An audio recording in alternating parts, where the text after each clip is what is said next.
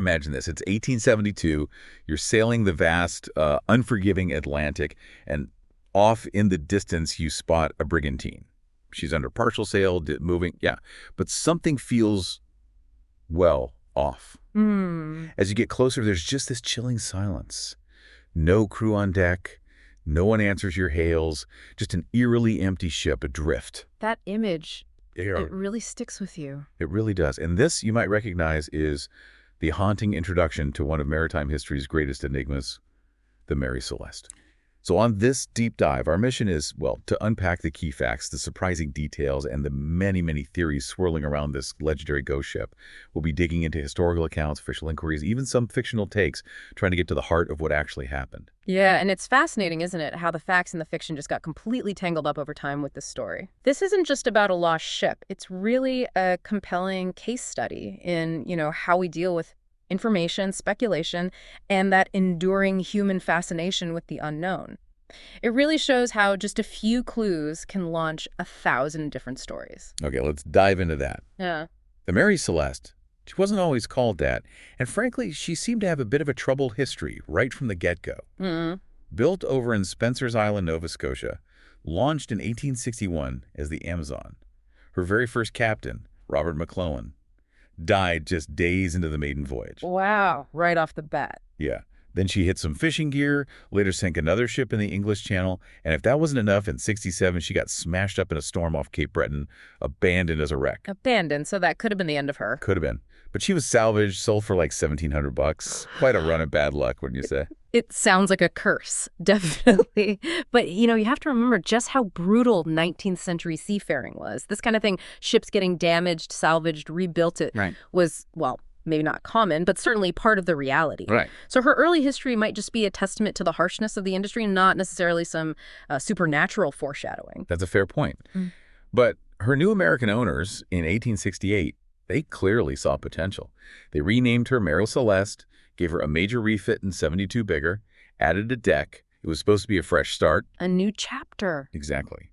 And leading this new chapter, Captain Benjamin Spooner Briggs, highly respected guy, observant Christian, known for being careful. Okay. And for this trip, his wife, Sarah, and their little 2-year-old daughter, Sophia, were with him.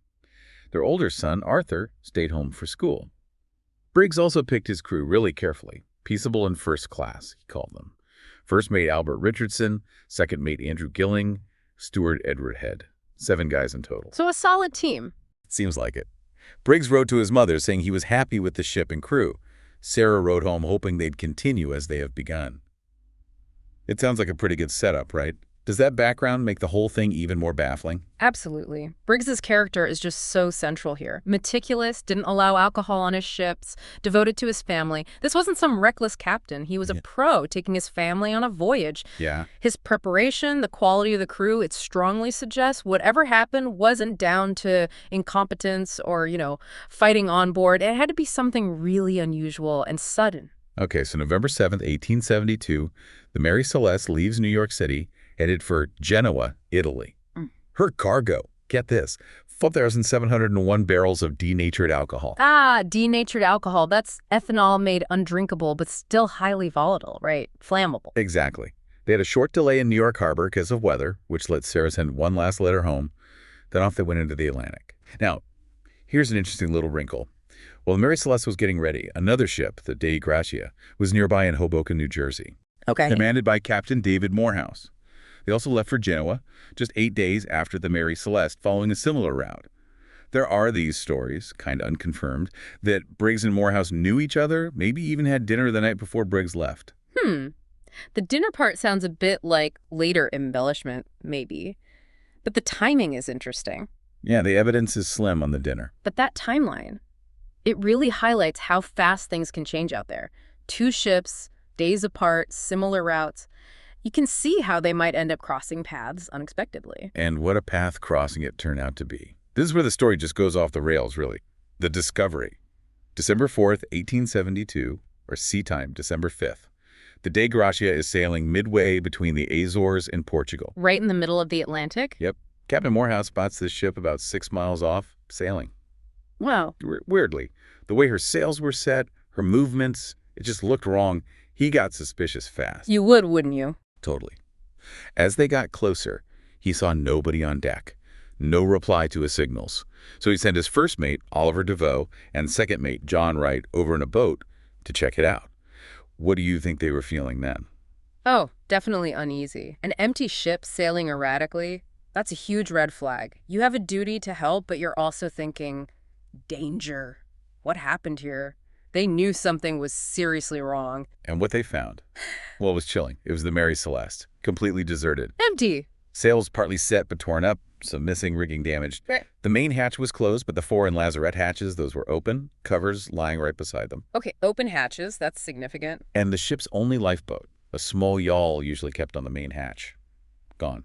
Missing. Ah, the lifeboat, key piece. The binnacle where the compass sits, it had shifted, and the glass cover was broken. Yeah. There was water in the hold, about 3.5 feet. Which sounds like a lot, but maybe not catastrophic for a ship that size. Right. Significant, but not enough to sink her. And they found a sounding rod, like a makeshift one, just left on the deck. As if someone checked the water level and then just dropped it. Exactly. They found the mate's logbook, but the last entry was dated November 25th, 9 days earlier. 9 days. And it placed the ship near Santa Maria Island in the Azores, nearly 400 nautical miles from where they found her. So she sailed herself, essentially, for 400 miles. Seems like it. The cabins were wet, messy from water getting in, but otherwise basically okay. Personal stuff, even a sword in its sheath under Briggs's bed, were scattered but still there. Not ransacked. No. Most ship's papers, navigational instruments gone, galley stuff, neatly stowed, plenty of food and water left, no signs of a struggle, no fire, no violence. The evidence just screamed, well, an orderly departure, using that missing lifeboat. Orderly departure. That phrase is so crucial, isn't it? It suggests a choice, maybe panicked, but deliberate. Not a wreck, not piracy. The lack of chaos is what makes us so weird and hard to crack. They chose to leave, but why? That's the absolute core question, isn't it? So the De Gracia crew managed to sail the Mary Celeste into Gibraltar, and that, understandably, kicked off an immediate, intense official inquiry. Right, the salvage hearings. Yeah, started December 17th, 1872.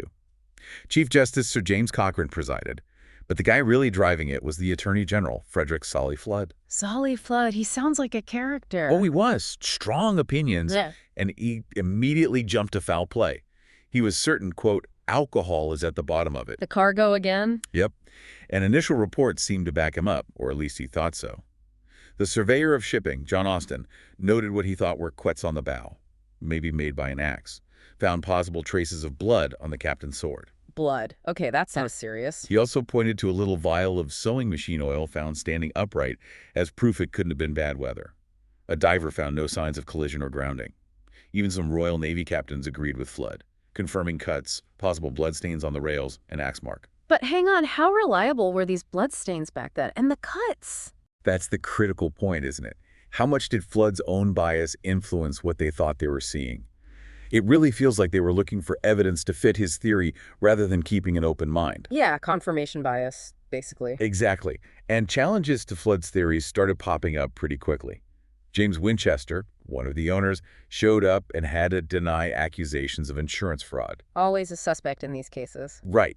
But the big thing, scientific analysis showed the stains on the sword and elsewhere, not blood. Uh-huh. Okay. And the U.S. Navy captain, Schufelt, looked at the bow marks and said they were just from natural sea action, not man-made cuts. So Flood's case was crumbling. Pretty much. But he still seemed suspicious. He reluctantly released the ship in February 73, but the damage was kind of done. How so? Well, the salvage award the De Gracia crew got was only 1,700 pounds, a fifth of the ship and cargo's value. Way lower than they probably expected. Ouch. That implies the court still wasn't fully convinced of their innocence, right? Precisely. The Chief Justice even criticized Captain Morehouse. So even though foul play wasn't proven, the De Gracia crew was stuck under this cloud of suspicion for ages. It's a fascinating outcome, really. The court couldn't prove anything, but couldn't dismiss it either. Leaving that lingering doubt. Exactly. So the official inquiry ends, but for everyone else, the real mystery of the Mary Celeste was just getting started.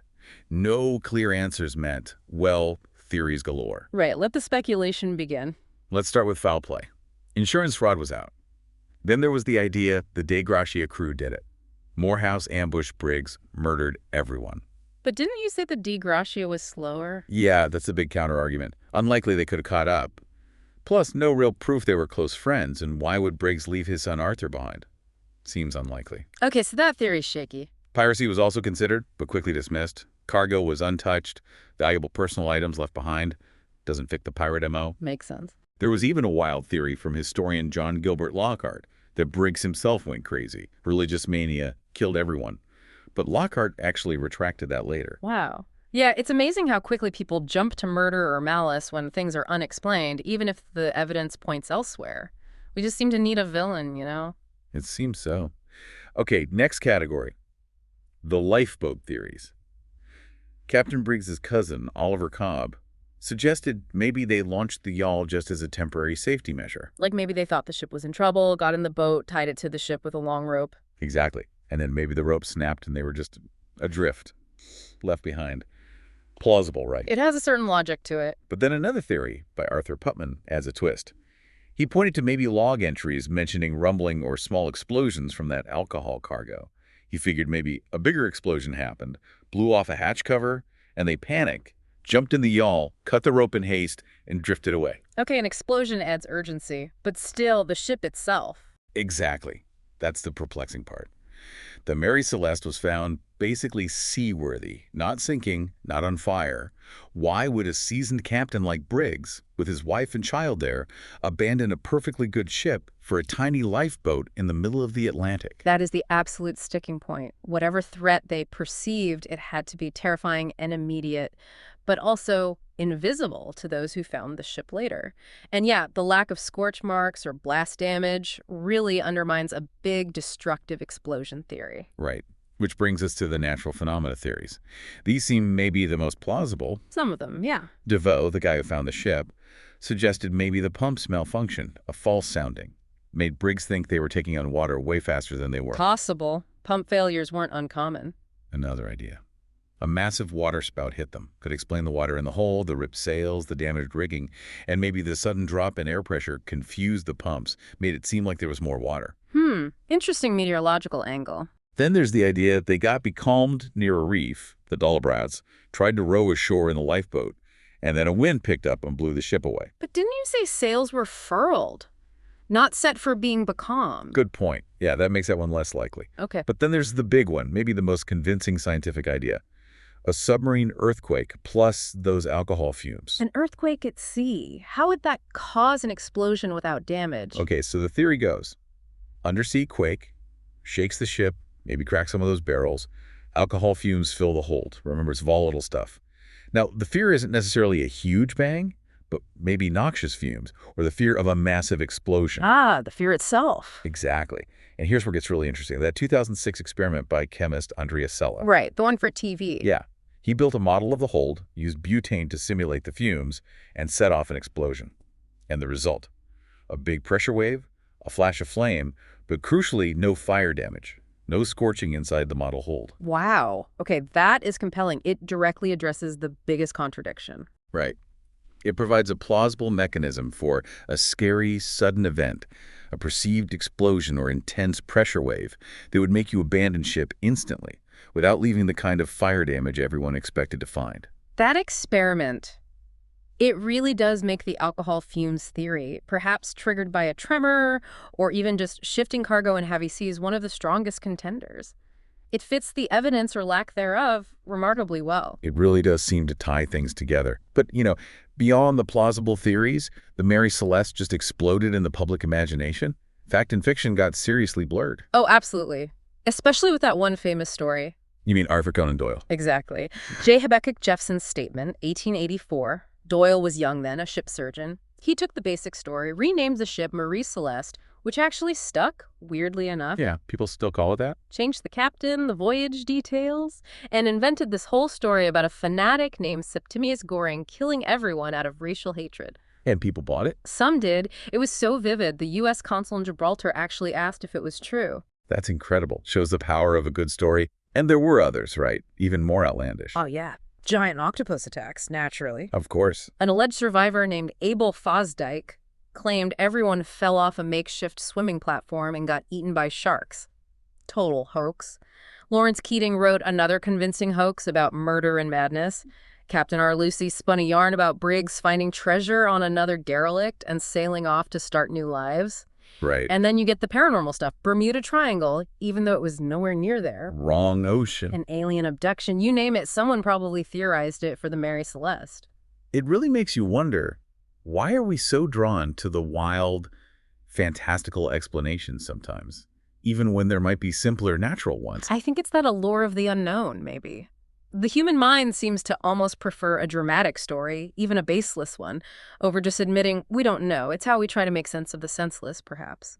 That's a really interesting insight. And ironically, the actual end of the Mary Celeste was pretty dramatic and involved definite foul play, just not the kind people imagine. Yeah, her later career was also pretty unlucky, wasn't it? Totally. After Gibraltar, nobody really wanted her. All the ghost ship stories made her unpopular, sold at a loss, kept losing money. Her next captain died suddenly, feeding the whole cursed ship idea. So the curse narrative continued. It did, until her final voyage in 1885. Her last captain, Gilman C. Parker, deliberately wrecked her on a reef off Haiti. Deliberately? Why? Insurance fraud. The cargo was mostly junk boots, cat food, but insured for $30,000.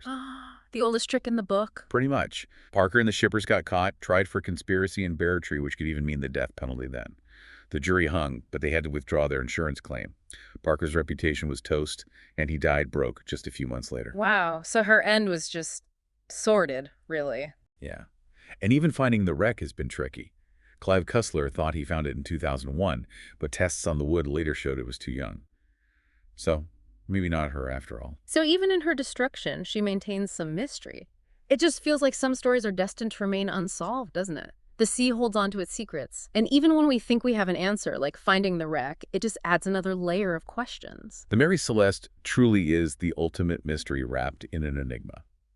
So, okay, we've looked at her origins, the bizarre abandonment, the investigations, the theories from plausible to purely fictional, and her rather unfortunate end. Yeah. The core facts remain. Seaworthy ship, empty, no obvious violence or immediate danger. The best guesses point to something sudden, alarming more, maybe those alcohol fumes, maybe extreme weather, causing a panicked evacuation into the lifeboat, which then got separated from the ship. That seems the most logical conclusion based on what little evidence we have. But what still gets me, despite the plausible explanations, is that we can never truly know what happened in those final moments for those 10 people. Right. The fear the decisions lost forever. Exactly. Briggs, his wife, his daughter, the crew, their personal story is just gone. And that human element, I think, is why it still resonates so strongly. Which leaves us with a final thought, doesn't it? Yeah. In a world that always wants clear answers, definite solutions, what is it about these truly unresolved mysteries, like the Mary Celeste, that keeps capturing our imagination more than 150 years later?